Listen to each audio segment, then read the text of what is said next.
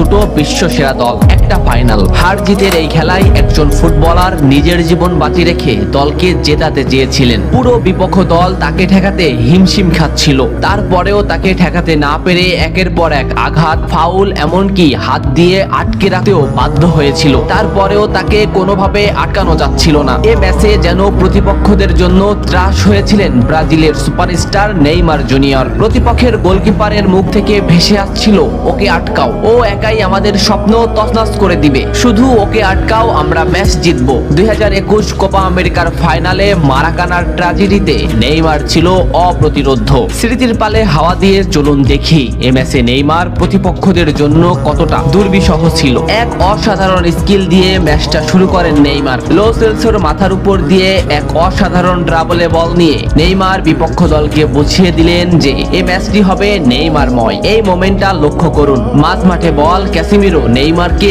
বল দিল। এই মোমেন্টে পিছন থেকে দি বল, সামনে থেকে আর্জেন্টিনার আরেকটি খেলোয়াড় সরাসরি নেইমারের পায়ে ট্যাকেল করলো। এভাবেই চলতে থাকে ম্যাচ। ম্যাচের 12 মিনিটে নেইমারের উপর যে আক্রমণ চলছে তার কিছুটা প্রমাণ মেলে। প্রতিপক্ষের খেলোয়াড়রা নেইমারের ব্যান্ডি ছিঁড়ে ফেলে, নেইমার সেটা রেফারিকে দেখায়। ম্যাচের 15 মিনিটে আবারও নেইমার বল নিয়ে সামনে আগাচ্ছে, কিন্তু আর্জেন্টিনার একটি খেলোয়াড় তাকে সরাসরি পায়ে ট্যাকেল করে, মাটিতে গড়িয়ে পড়েন তিনি। এত কিছু করেও নেইমারকে তারা আটকাতে পারছিল না। ম্যাচের এই মোমেন্টটা লক্ষ্য করুন, লেফট সাইড থেকে বল টেনে নিচ্ছে নেইমার। এই মোমেন্টে নেইমারকে ঘিরে আসছে প্রতিপক্ষের 4টি খেলোয়াড়। দুটি খেলোয়াড় সরাসরি নেইমারকে পায়ে ট্যাকেল দিলেন, মাটিতে পড়ে গেল নেইমার, কিন্তু নেইমার ঠিকই পাকুয়েতাকে বল দিয়ে দিলেন। ডি বক্সের সামনে নেইমারের পায়ে বল, বলে না হিট করে সরাসরি নেইমারের পায়ে হিট করে ডিপল নেইমারকে ফেলে দিল। ডিপলকে এক সাংবাদিক প্রশ্ন করেছিল, কোন ফুটবলারকে আটকাতে তোমার সবথেকে বেশি কষ্ট হয়েছে? ডিপল নিঃশ্বাস নেওয়ার আগেই বললেন নেইমার। কোপা আমেরিকার ফাইনালে নেইমার ছিল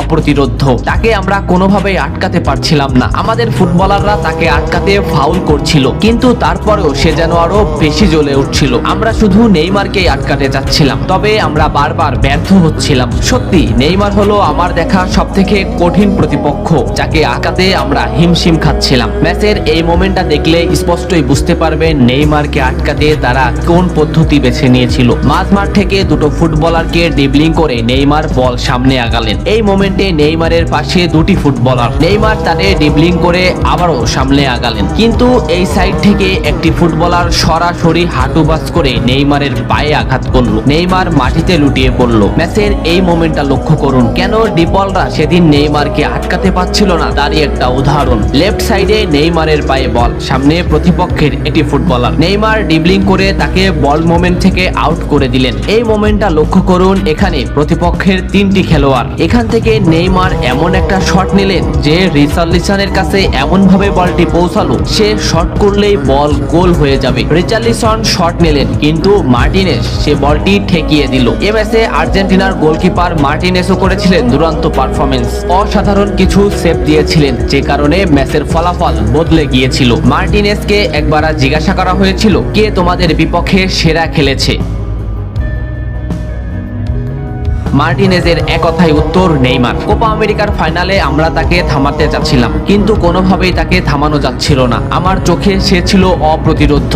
আমি বারবার আমাদের সতীর্থদের বলছিলাম, তোমরা নেইমারকে থামাও, ওকে থামাতে না পারলে ও আমাদের স্বপ্ন ভেঙে দিবে। আমাদের সতীর্থরা বারবার ব্যর্থ হচ্ছিল। ম্যাচের 65 মিনিটে নেইমার মাঝমাঠ দিয়ে বল টেনে নিচ্ছিলেন। ডিপল তাকে আটকাতে না পেরে প্রথমে তাকে ঘাড়ে আঘাত করলেন, এরপরও না পেরে সরাসরি পায়ে ট্যাকেল করলেন। এই ক্লিপটা লক্ষ্য করুন, এই ম্যাচে নেইমার কতটা অপ্রতিরোধ্য ছিল সেটা বুঝতে পারবেন। মাঝ মাঠে নেইমারের পায়ে বল, নেইমারকে আটকাতে আছে আর্জেন্টিনার একটি খেলোয়াড়। এই মোমেন্টে নেইমারের সামনে আর্জেন্টিনার 4টি খেলোয়াড়। নেইমার এখান থেকে এমন একটা পাস দিবেন যেখানে এই 4টি খেলোয়াড় ফুটবল মোমেন্ট থেকে বের হয়ে যাবে, এবং নেইমারের সতীর্থ এমন স্থানে বল পাবেন যেখান থেকে গোলে শট করলে গোল হওয়ার সম্ভাবনাই বেশি। দেখুন নেইমার শট নিল, পাকুয়েতা এমন মোমেন্টে বল পেল যেখান থেকে শট করলে গোল হওয়ার সম্ভাবনা সম্ভাবনা 100%, কিন্তু পাকুয়েতা শট নিতে পারেনি। এই মোমেন্টটা দেখুন, 1-1-এ নেইমার ভার্সেস ডিপল। সুন্দর একটা ড্রিবলিং এ নেইমারকে আটকাতে ব্যর্থ ডিপল, কিন্তু শেষ মুহূর্তে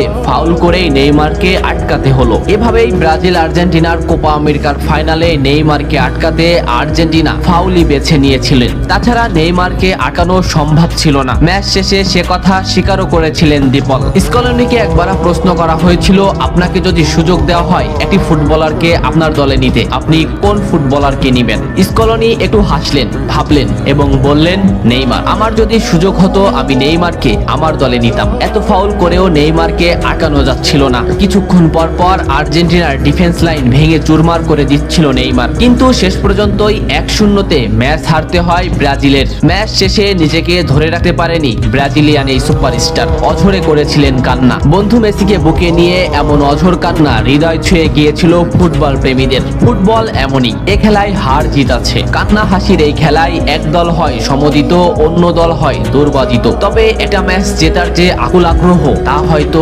নেইমারকে না দেখলে বোঝা যেত না। সব বাধা বিপত্তি প্রতিরোধ ভেঙে নেইমার যেন এগিয়ে যাচ্ছিলেন, কিন্তু শেষ পর্যন্ত সমীকরণ মেলেনি। আপনি কি কোপা আমেরিকার এই ম্যাচটা দেখেছিলেন? দেখলে কমেন্ট করে জানান। এত সময় সাথে থাকার জন্য ধন্যবাদ।